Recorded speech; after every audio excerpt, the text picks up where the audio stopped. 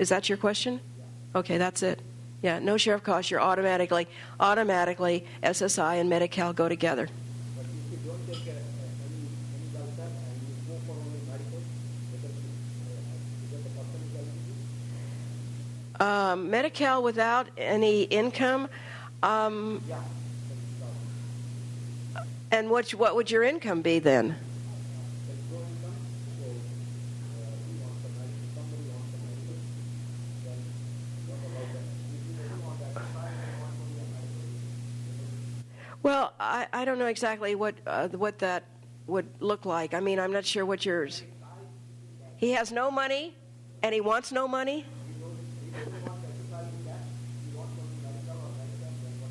How does he live without any money? Well, you can get MediCal. Actually, you can in this program, the program I'm talking about, the 250 program, you can be working, you can have SSDI and Medicare. And by the way, on SSDI, the Medicare doesn't kick in until you've been on it for 2 years. There's people in the disability community trying to advocate to reduce that waiting time. So you could have SSDI, Medicare, and employment coverage insurance benefits if you were working under the SSDI regulations, and you could also apply for MediCal under the 250 program. I mean, you can have all three medical coverages, and what we like to say about MediCal is it's a payer of last resort. That is, whatever your employee insurance it'll cover so much. Medicare covers so much. Whatever's left over, MediCal will cover. Yes? Okay, there's a good question. Right now, and right now, the retirement age it varies between 65 and 67, I think. Depending on the year you were born. They've changed the dates. But, yeah. Well, on the MediCal Working Disabled program, right now, if you turn full retirement age, you are disqualified. Also, what you have to know about the MediCal Working Disabled program is that you still have to abide by the qualifying assets limitations, $2,000 in the bank, and 1 car, 1 house. And so if you were making, this is kind of an interesting little imagination kind of concept.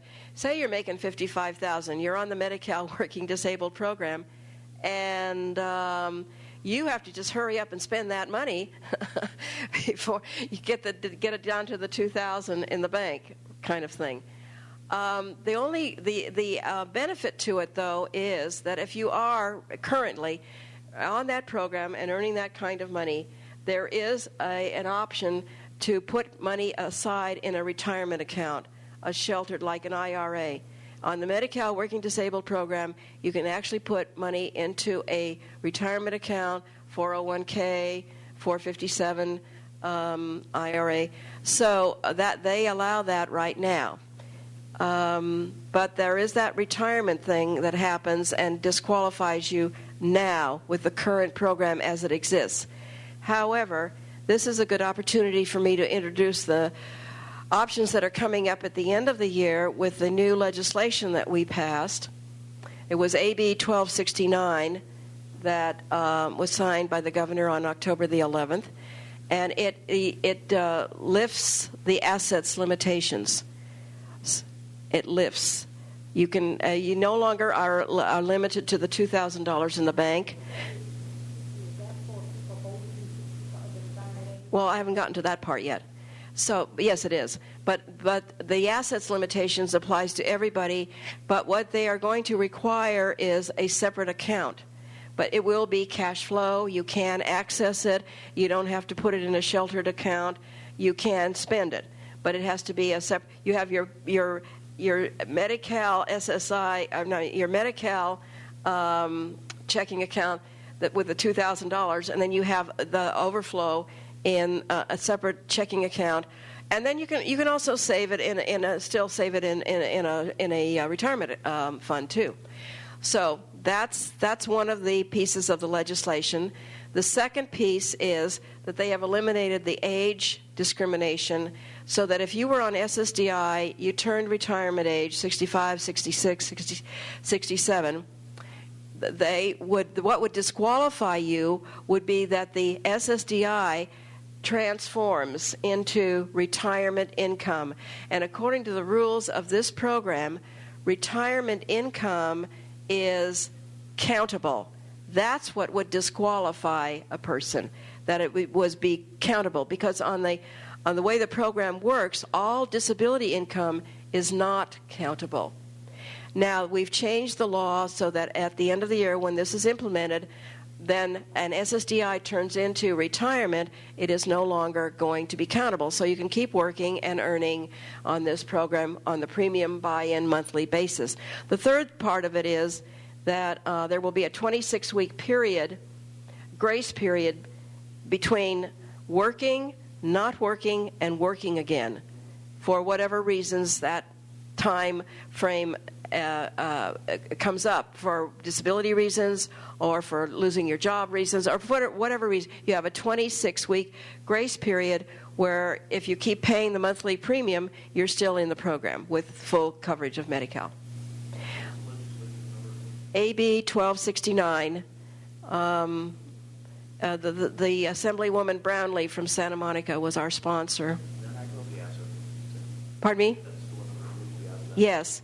Now, the reason it's not been implemented right away is that the American, let's see, the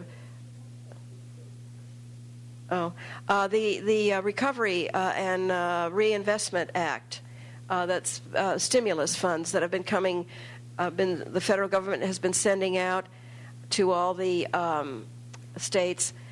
It has some conflicts with our program with implementing, and I'm not sure what the details are, but we have to wait till the ERA funds, the stimulus funds from the government, run out at the end of 2010 before we implement the new regulations for the MediCal Working Disabled program.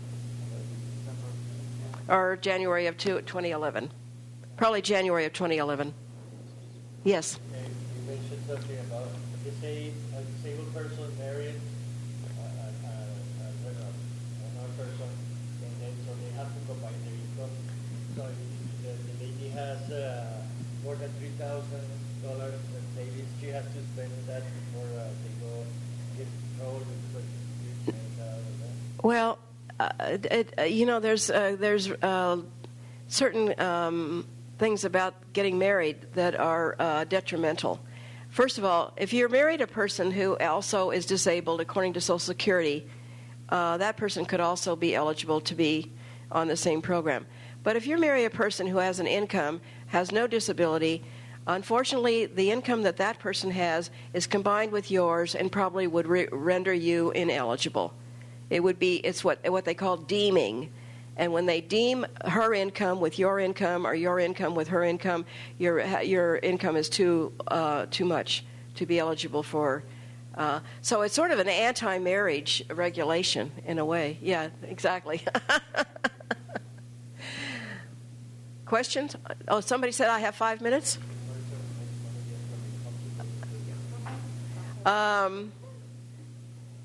So this improvement